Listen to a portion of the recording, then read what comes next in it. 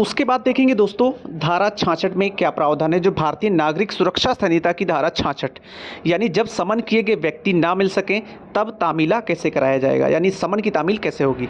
जहां समन किया गया व्यक्ति सम्यक तत्परता बरतने पर भी ना मिल सके वहां समन की तामील दो प्रतियों में से एक को उसके कुटुंब के उसके साथ रहने वाले किसी वयस्क पुरुष सदस्य के पास उस व्यक्ति के लिए छोड़कर की जा सकती है, और यदि तामील करने वाले अधिकारी द्वारा ऐसी अपेक्षा की जाती है तो उस जिस व्यक्ति के पास समन ऐसा छोड़ा जाता है वह दूसरी प्रति जो होती है उसके पृष्ठ भाग पर उसके लिए रसीद हस्ताक्षरित करेगा। ठीक है, यानी जो स्पष्टीकरण इसका देख लेते हैं कि लोक सेवक जो होता है, सेवक इस धारा के अर्थ में कुटुंब का सदस्य नहीं है। जो लोक सेवक नहीं, सेवक, सेवक मतलब नौकर जो होता है वो कुटुंब का सदस्य नहीं माना गया है।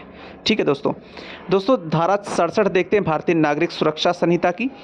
जब पूर्व उपबंधित प्रकार से तामील ना की जा सके तब प्रक्रिया क्या होगी। दोस्तों यदि धारा 64, 65 या 66 में उपबंधित रूप से तामील सम्यक तत्परता बरतने पर भी ना की जा सके, दोस्तों जब पूर्व उपबंधित प्रकार से तामील ना की जा सके तब प्रक्रिया क्या होगी। तो दोस्तों आइए धारा 67 देखते हैं, जो भारतीय नागरिक सुरक्षा संहिता की धारा 67।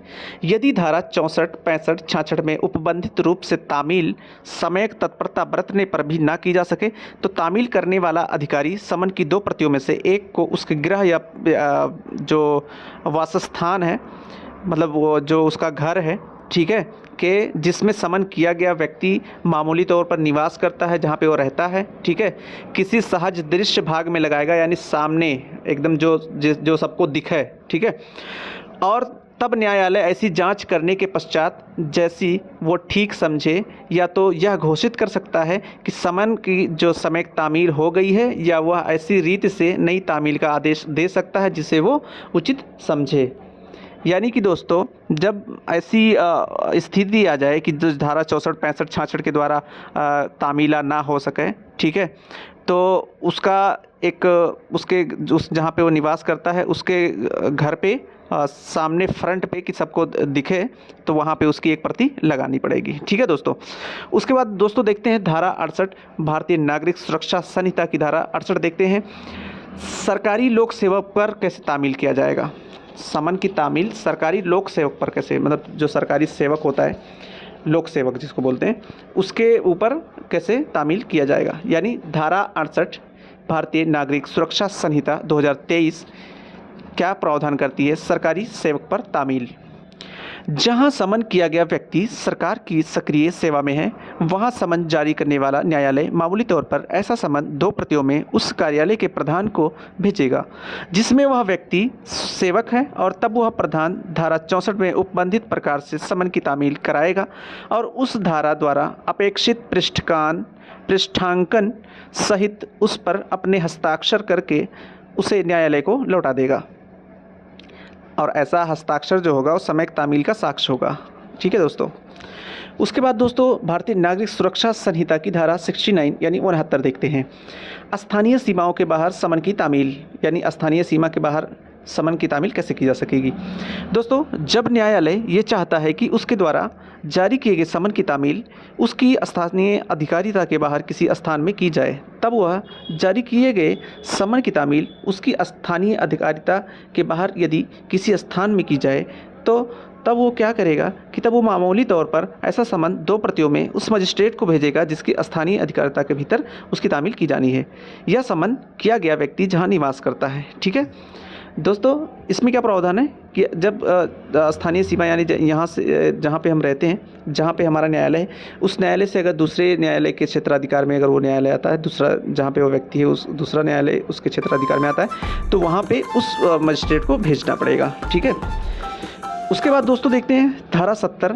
ऐसे मामलों में और जब तामील करने वाला अधिकारी उपस्थित ना हो तब तामील का सबूत। जब न्यायालय द्वारा जारी किए गए समन की तामील उसकी स्थानीय अधिकारिता के बाहर की गई है तब और ऐसे किसी मामले में जिसमें वह अधिकारी जिसने समन की तामील की है मामले की सुनवाई के समय उपस्थित नहीं है, मजिस्ट्रेट के समक्ष किया गया तात्पर्य ये शपथ पत्र की ऐसे समन की तामील हो गई है और समन की दूसरी प्रति जिसका उस व्यक्ति द्वारा जिसको समन परिदत्त या निवेदित किया गया है या किया गया था या जिसके पास वह छोड़ा गया था। धारा 64-66 में उपबंधित प्रकार से पृष्ठांकित होना तात्पर्य है।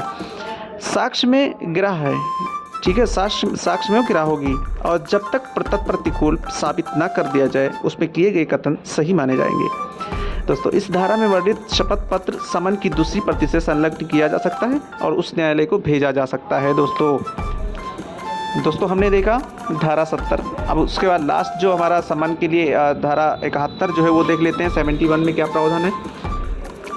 तो भारतीय नागरिक सुरक्षा संहिता की धारा 71 क्या प्रावधान करती है कि साक्षी पर समन की तामील, यानी क्लॉज 1 क्या कहता है इसका कि इस अध्याय की पूर्ववर्ती धाराओं में किसी बात के होते हुए भी साक्षी के लिए समन जारी करने वाला न्यायालय ऐसा समन जारी करने के अतिरिक्त और उसके साथ निर्देश दे सकता है कि उस समन की एक प्रति की तामील साक्षी पर इलेक्ट्रॉनिक संसूचना द्वारा या उस स्थान के पते पर जहां वो मामूली तौर पर निवास करता है या कारोबार करता है या अभिलाभार्थ स्वयं काम करता है या रजिस्ट्री के द्वारा जो डाक द्वारा मतलब की जाए, ठीक है, जहाँ पे वो निवास करता है।